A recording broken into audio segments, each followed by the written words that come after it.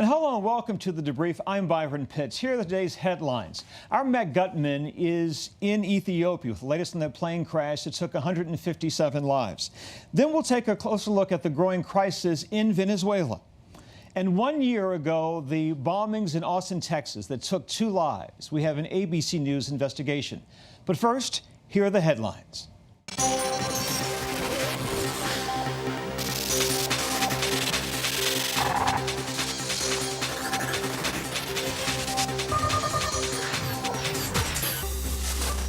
The 70th anniversary of NATO, the North Atlantic Treaty Organization, is right around the corner. Despite President Trump's frequent criticism of the landmark treaty, congressional leaders, Senator Mitch McConnell and House Speaker Nancy Pelosi, have invited NATO Secretary General Jens Stoltenberg to Capitol Hill to deliver a rare speech to a joint session of Congress. Have you managed to save your Brexit deal?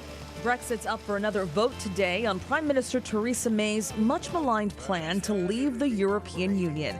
If the measure fails, lawmakers will vote on a non-deal exit strategy.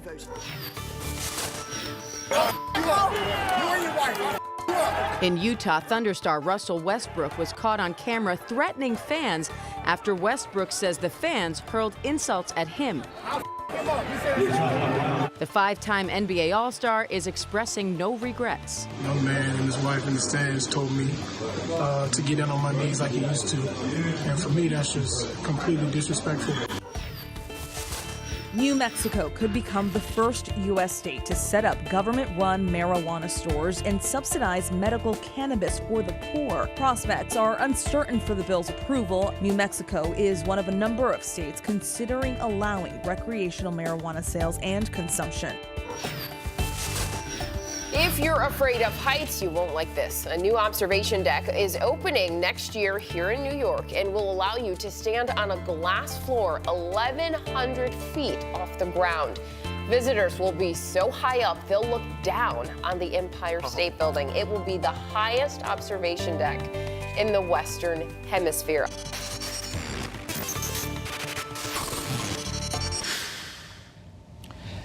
U.S. experts are now joining in the investigation into the Ethiopian Airlines jet crash that killed 157 people. ABC's Matt Gutman is in Ethiopia. He has the very latest. Matt.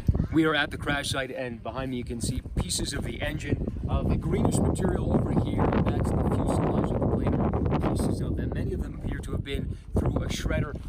And that yellow, that is the emergency slide, and beneath it are the personal effects of some of the victims. Now, I want you to see up here, you can tell that those are NTSB officials over there. Beyond them are Ethiopian officials, and the incident commander, the head of the investigation from Ethiopia, tells me that they're going to spend 2 or 3 days combing through this site, looking both for any kind of data and also the remains of passengers, and only then will they go into the flight data recorders. So they don't yet know if they're damaged, but those recorders should tell us a lot more about what happened here. Matt Gutman, ABC News, outside of Addis Ababa, Ethiopia. Our thanks to Matt Gutman there in Ethiopia. Breaking news this morning, celebrities and chief executives are among 50 people arrested in a nationwide college admissions cheating scam. They allegedly paid bribes of up to $6 million to get their kids into elite colleges. ABC's Aaron Katersky has the latest. Good morning to you.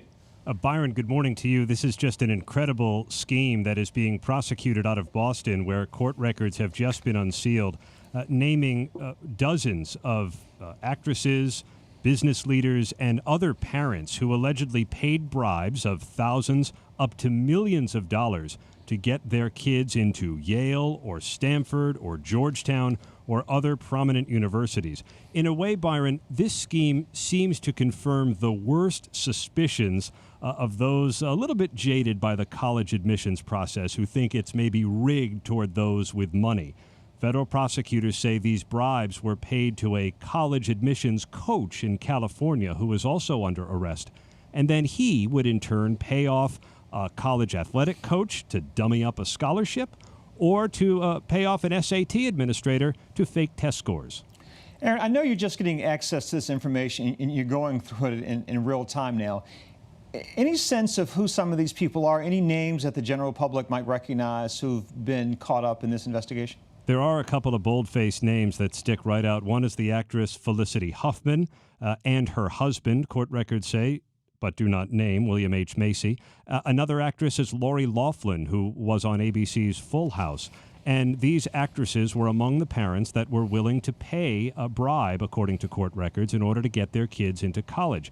In the case of Felicity Huffman, she paid to have her daughter, her eldest daughter, $15,000, a purported charitable contribution, according to court records, to make sure that her daughter passed the SAT.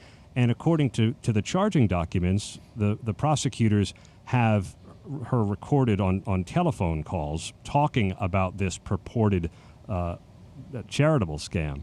Then in the case of Lori Loughlin, the other actress, court records say they have email exchanges that they obtained from her outlining her willingness to pay $500,000 to get her kids into the University of Southern California by faking a crew team scholarship. Her daughters had never rowed a day in their life, according to federal prosecutors. Nonetheless, she was willing to pay $500,000 to make sure that her daughters got a crewing scholarship. Now, Aaron, mindful this story is just breaking, but any understanding of the timing here? In some circles, it's been an open secret for generations in this country that people with the means have used those means to get their children into elite schools. So why now? Well, this all seems to have dated to 2011, and it does involve, we're told, several cooperating witnesses.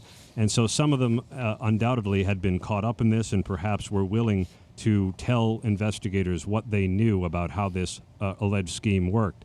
And it seems as if this college admissions coach in California just got caught. And we do know, I think, that prominent people have often been able to use their names or make a donation, and perhaps there's a quid pro quo attached. The way that court records portray this is just outright fraud, and many of those who are charged with conspiracy to commit mail fraud or wire fraud involving the payment of bribes. Aaron Katersky here in New York. Thank you so much, Aaron. I know you'll update us throughout the day. Thanks, Byron. All right, we want to take a closer look now back at this story we led with about the plane crash in Ethiopia.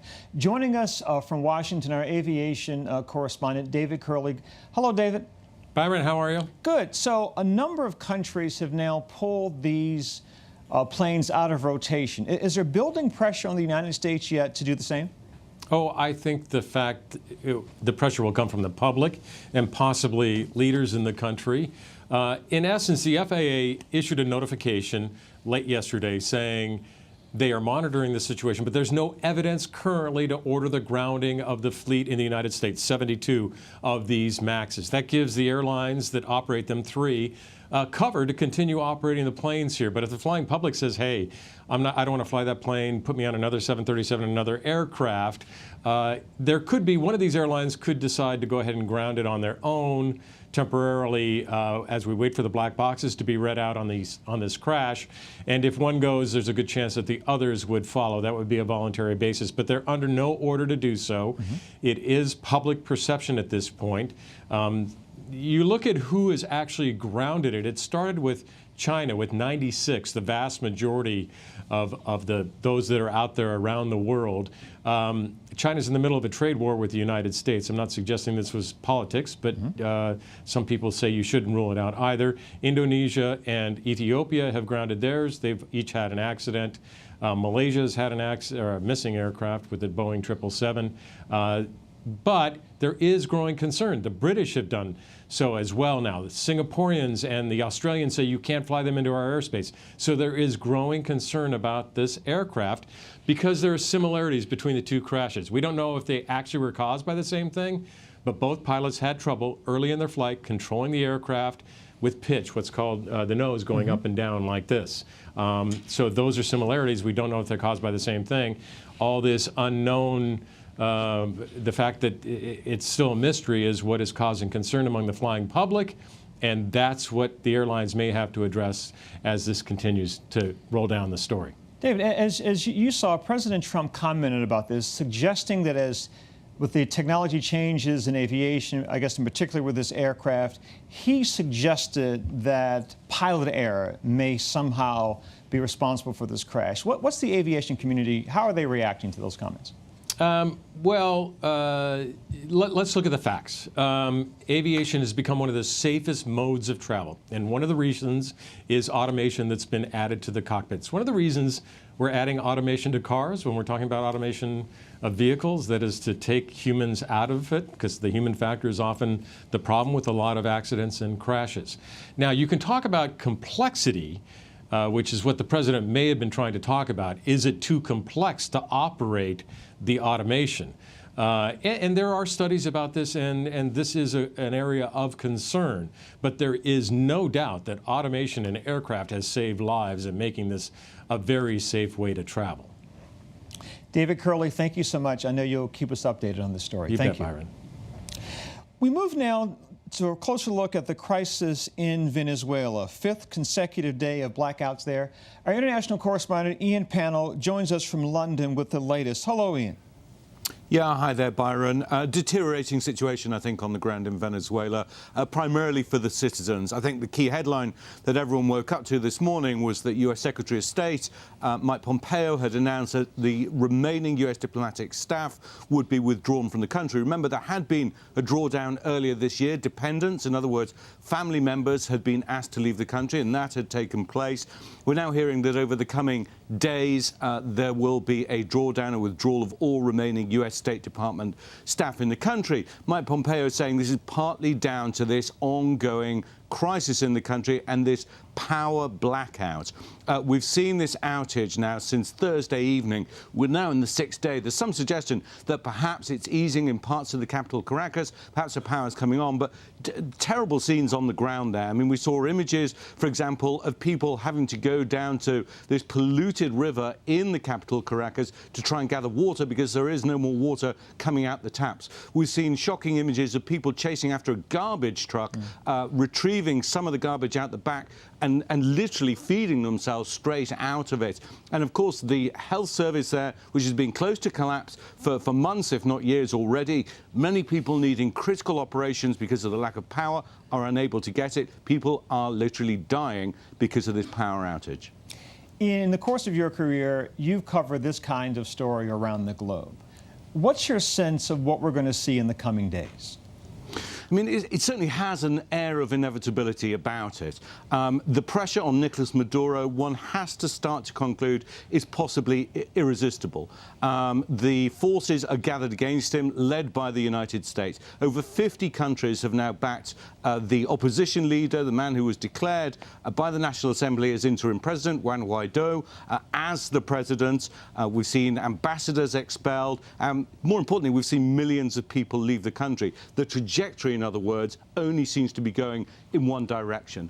But whether this is a matter of weeks or months, that is difficult to tell, because or governments, regimes like the Maduro regime have the capacity to hang on for a very long time. Plus, they're, of course, supported by Russia and China and Cuba and others, which means there is some sort of a lifeline. But as soon as the power goes out, as soon as people can't water themselves, they don't have water out the taps, they don't have food, people are hungry, that's when things start to acquire their own momentum. We'll have to watch and wait and see how this develops, but it feels to me that it's only going in one direction.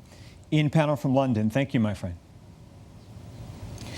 We go now to Washington. White House Press Secretary Sarah Sanders held her first press briefing in at least 40 days and refused to say if President Trump thinks Democrats hate Jewish people. Here's that moment. Sarah, the president said that Democrats hate Jewish people, according to a recent report. We've also seen him tweet in the last couple of days that Democrats are the, quote, anti-Jewish party. Does the president really believe Democrats hate Jews? The president's been an unwavering and committed ally to Israel and the Jewish people.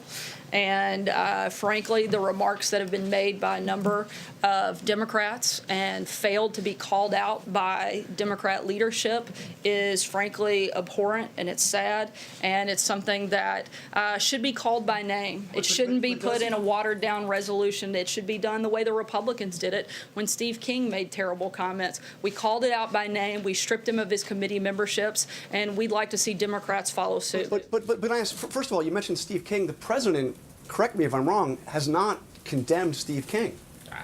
for what he said, praising white supremacy. Has the president publicly come out and said anything? I speak on behalf of the president on a number of topics, and I've talked about that a number of times, and I'd refer you back to those comments where I used words like abhorrent and unacceptable. That was ABC's Jonathan Karl in that exchange with the press secretary, Sarah Sanders. Joining us now from the White House now is Rachel Scott. Rachel, what's the sense, what's the fallout today in Washington, in and around the White House, after that exchange between Sarah Sanders and our Jonathan Karl? Well, it's only leaving reporters with just even more questions, right? Because it was a very simple question that our Jonathan Karl asked yesterday. Does the president actually believe that Democrats hate Jewish people? And you saw there that she pushed the blame back on Democrats. And again, we keep repeating to see some of these issues make their way back into these press briefings, into questions to the administration. You saw our Jonathan Karl then again asking about if the president condemns Steve King's comments on questioning whether or not what's wrong with terms like white supremacy. And while we've seen Press Secretary Sarah Sanders denounce those comments, we have not yet seen the president actually condemn those comments.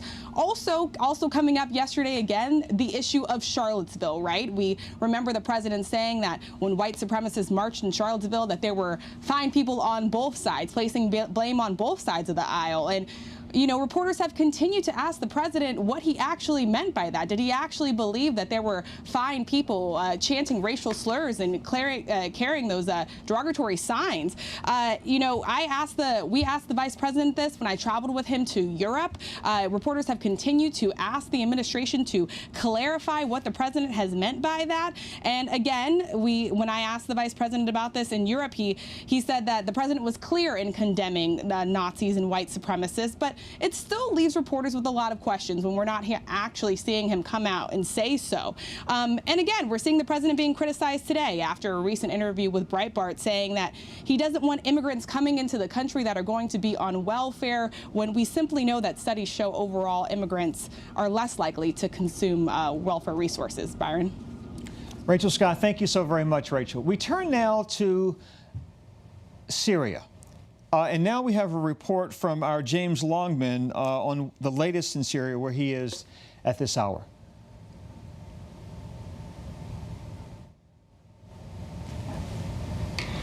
Okay, we'll have more. We have some technical problems right now. We'll get back to that story when it's available.